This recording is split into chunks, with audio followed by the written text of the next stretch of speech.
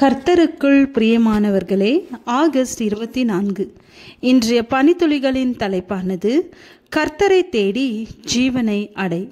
வசனம் நீதிமொழிகள் 28வது அதிகாரம் 5வது வசனம். துஷ்டர் நியாயத்தை அறியார்கள், கர்த்தரை தேடுகிறவர்களோ சகலத்தையும் அறிவார்கள்.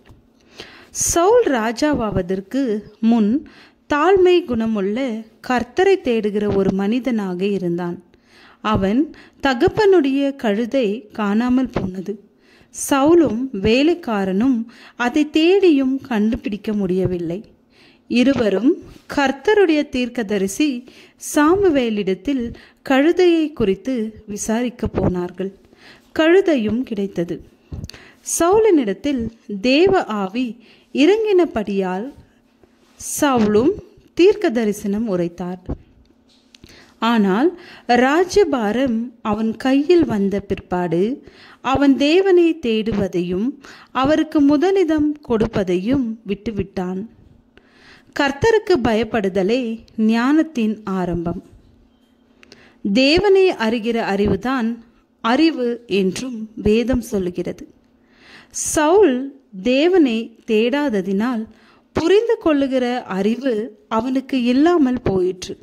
ஆகவேதான் கோலியாத்தை தாவீது கொன்று திரும்பும் வழியில் பெண்கள் சவுல் கொன்றது 1000, தாவீது கொன்றது 10,000 என்று பாடினதை தவறாக புரிந்து கொண்டு தாவீதை தன் சத்ருவாய் பார்த்தான்.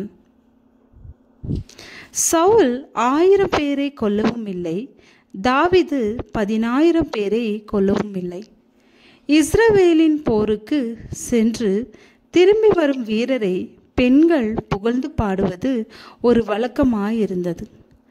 1000 10,000 என்பது அங்கு வழங்கி வந்த ஒரு சொல்லிலக்கண தொடர் சொல் ஆகும். அவர்களுடைய கண்மலை அவர்களை விற்காமலும் கர்த்தர் அவர்களை ஒப்புக்கொடாமலும் இருந்தாரானால் ஒருவன் 1000 பேரை துரத்தி 2 பேர் 10,000 பேரை ஓட்டுவதெப்படி? உபாகமம் 32வது அதிகாரம் 30வது வசனம். அவர் உன்னை வேடனுடைய கண்ணிக்கும் பாலாக்கும் கொள்ளை நோய்க்கும் தப்புவிப்பார். அவர் தமது சிறகுகளாலே உன்னை மூடுவார். அவர் சேட்டுகளின் கீழே அடைக்கலம் புகுவாய். அவருடைய சத்தியம் உனக்கு பரிசையும் கேடகமும் ஆகும். இரவில் உண்டாகும் பயங்கரத்துக்கும் பகலில் பறக்கும் அம்புக்கும் இருளில் நடமாடும் கொள்ளை நோய்க்கும் மத்தியானத்தில் பாலாக்கும் சங்காரத்துக்கும் பயப்படாதிருப்பாய். உன் பக்கத்தில் 1000 பேரும் உன் வலது புறத்தில் 10,000 பேரும் விழுந்தாலும் அது உன்னை அணுகாது. எங்கள் ஆடுகள் 1000 10,000 பழுகும் என்ற வசனங்களை உதாரணமாக பார்க்கலாம்.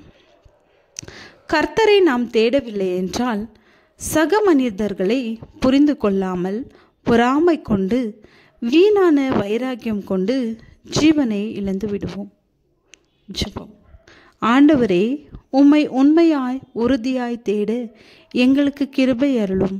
ஆமென்.